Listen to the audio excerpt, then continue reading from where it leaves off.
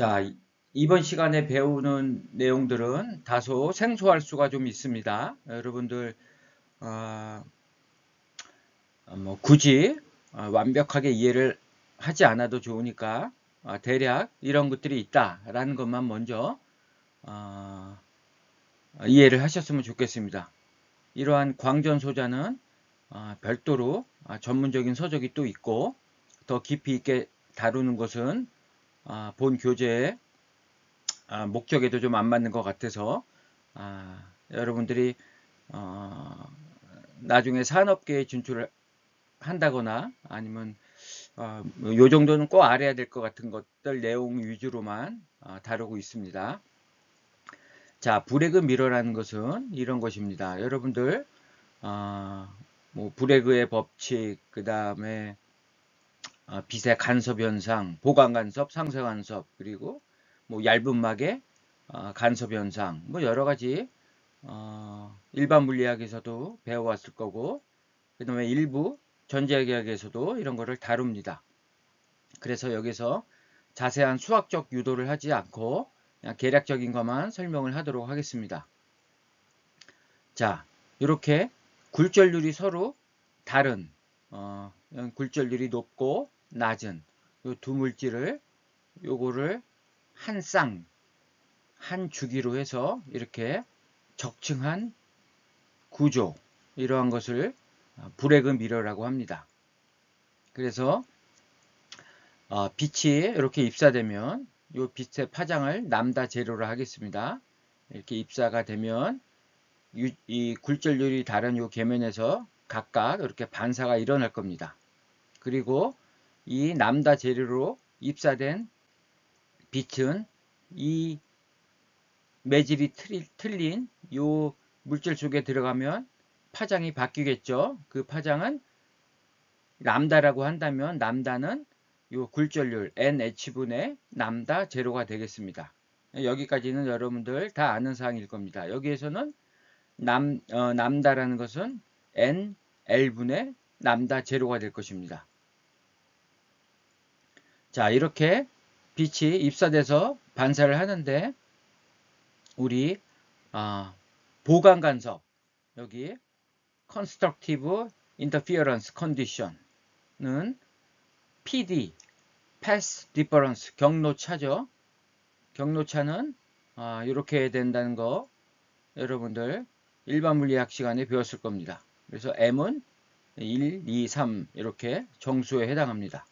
그리고 람다라는 것은 이렇게 쓸 수가 있겠죠. 자, 그러면 T1에 대해서 풀면 이렇게 됩니다. 그리고 M이 1일 때를 보면 T1, 요 방막의 두께가 되겠죠. T1은 4NH분의 람다 제로. 그래서 요 식을 보면 4분의 람다 제로 곱하기 굴절률의 역수 NH분의 1 이렇게 표현할 수가 있죠. 그 다음에 요 NL에 대해서도 똑같습니다. 그래서 이렇게 표현할 수가 있습니다. 이 T1의 두께, 우리가 이렇게 보강 간섭을 일으키는 요 파들, 이것들의 파장은 전부 람다 제로가 되겠죠. 람다 제로. 그래서 이 식이 갖는 의미는 우리가 특정 파장, 이 람다 제로만을 빛을 반사시키기 위해서는 이렇게 스택을 해 가는데 이 두께, T1의 두께, T2의 두께를 이런 식으로 구성을 해야 된다는 것입니다. 그래서 이게 한 주기가 돼서 이것을 반복해서 이렇게 적층을 해 나가면 특정한 빛의 반사율을 올릴 수 있다는 겁니다. 그러한 것을 브레그 미러라고 합니다. 그래서 여기서는 람다 제로가 되겠죠. 그래서 람다 제로. 그래서 이거 4분의 람다 제로가 나오죠. 4분의 람다 제로. 여기도 4분의 람다 제로. 그래서 이거를 우리는 쿼터 웨이브 스택이라고 합니다. 이 두께를 4분의 1 파장 곱하기 그 다음에 굴절률의 역수 이렇게 구성을 해야지 이 람다 제로만을 반사시킬 수가 있다는 겁니다. 여러분들 다소 생소한 개념이죠. 자, 그래서 이거를 수십 층, 뭐 수백 층, 적층에 갈 수 있습니다. 물질도 굴절률이 높은 거, 낮은 거 선택을 해서 번갈아 적층을 하면 됩니다. 그래서 요 각각 T1, T2가 갖는 의미, 그리고 T1을 어떻게 설계해야 되는지를 이 브레그 미러에서 이것을 설명하였습니다. 자, 그러면 자, 우리 반사율은 어떻게 될까요? 요 N은 적층 주기가 되겠습니다. 적층 주기가 되고요. 자, 우리 프레넬 반사하고 비슷하죠? 굴절률 높은 거, 낮은 거, 플러스 굴절률 높은 거 빼기 굴절률 낮은 거. 근데 요 지수항에 EN이 붙어 있습니다. EN. 그래서 요 앞에 항은 기판의 굴절률 분의 공기의 굴절률입니다. 만약에 이것이 같다 그러면 이건 1로 놓을 수 있죠. 그래서 그냥 이렇게 쓸 수가 있습니다. NH의 2n승 플러스 NL의 2n승분의 NH의 2n승 마이너스 NL의 2n승.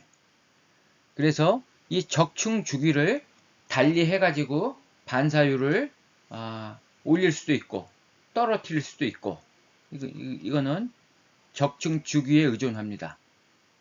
그래서 자, 브레그 미러라는 것은 이렇게 굴절률이 서로 다른 두 물질을 한 주기로 해서 요 하부 전극 위에다가 이렇게 설치를 하면 여기서 빛이 꽝 하고 발광이 되면 밑으로 갔다가 여기서 반사를 하는데 어떤 특정한 빛의 파장을 갖고 있는 빛만 반사를 할 수 있다는 겁니다.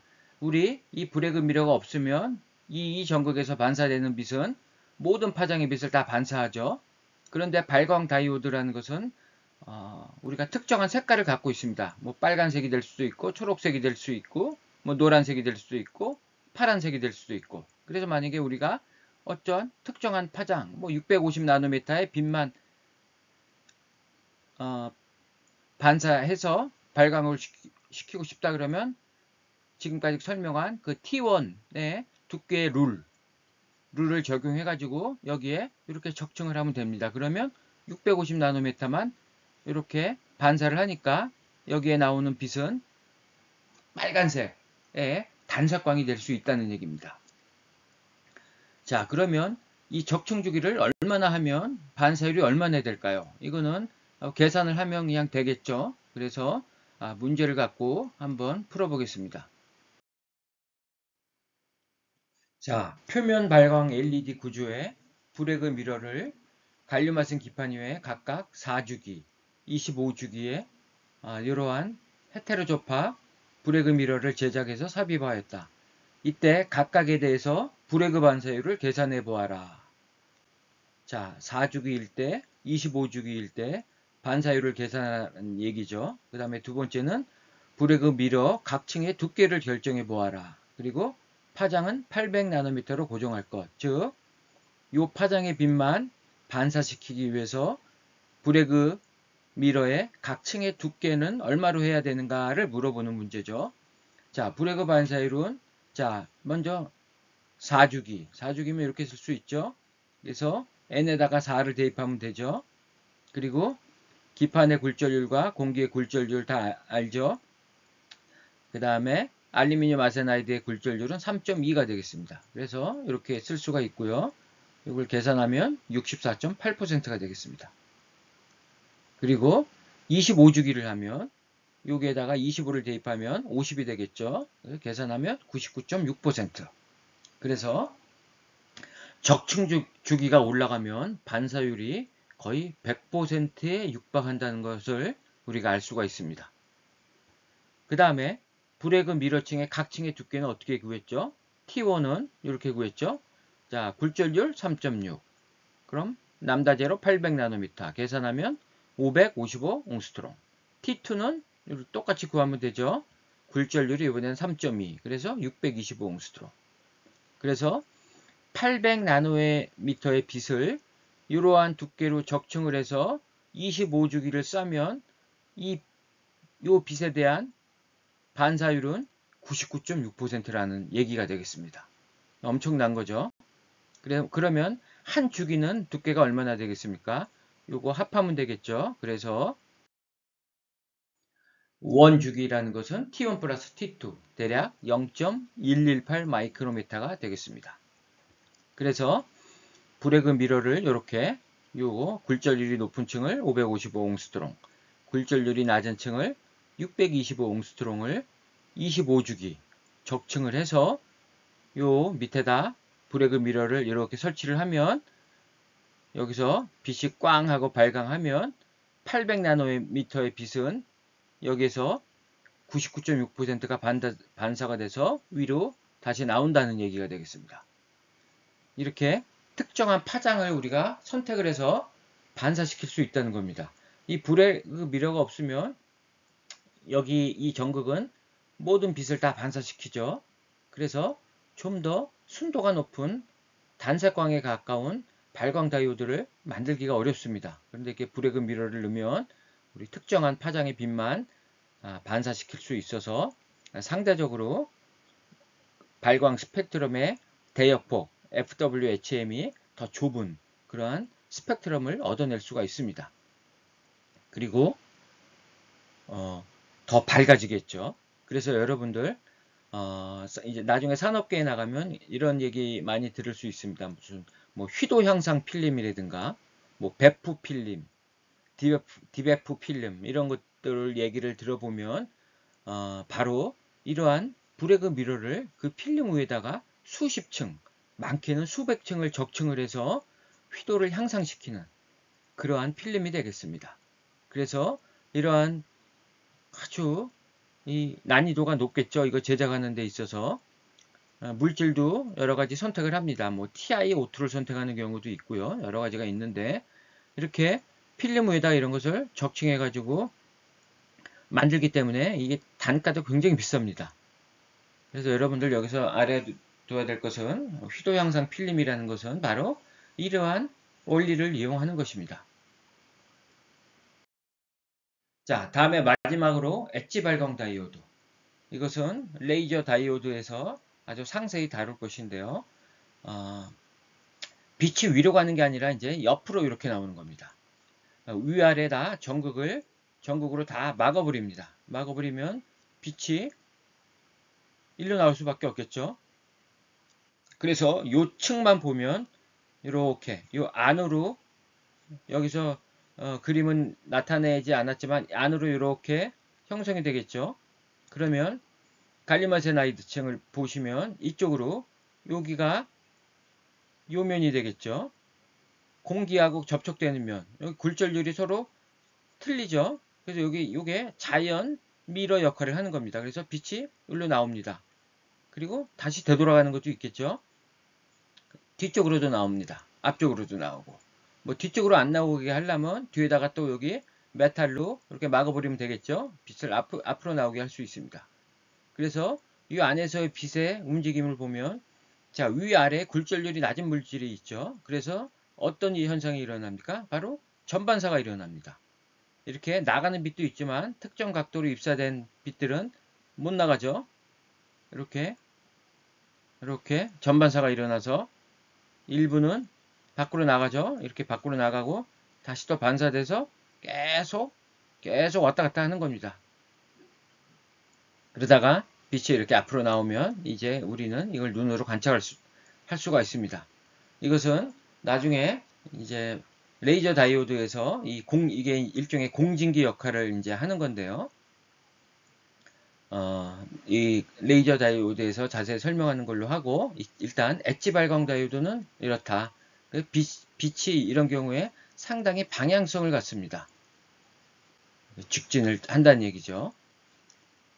그래서 엣지 발광 다이오드하고 표면 발광 다이오드의 차이점, 그리고 표면 발광 다이오드가 어떻게 광 추출 효율을 향상했는지, 어떤 기술을 적용했는지 정도만 여러분들 알고 있으면 될 것 같습니다. 학부과정 중에서는 이 정도만 알아도 될 것 같습니다. 자, 이제 다음 시간에는 레이트 방정식을 좀 유도할 건데요. 이것은 뭐냐면은 우리가 광통신을 이 발광 다이오드를 이용하기 위해서 이 광자 밀도와 이 캐리어 밀도와의 상관관계를 알려주는 방정식이 되겠습니다. 그래서 이것이 광통신에 어떻게 이용되고, 그 다음에 거기에서 이제 변저도라는 게 나오는데요. 이 변저도가 무엇인지 한번 다음 시간에 정의를 내려보고, 이 광통신에서 이 발광 다이오드를 사용했을 경우에 초고속 스피드를 낼 수가 없는 이유, 뭐 이러한 것들을 한번 살펴보도록 하겠습니다. 자, 이것으로 강의를 마치도록 하겠습니다.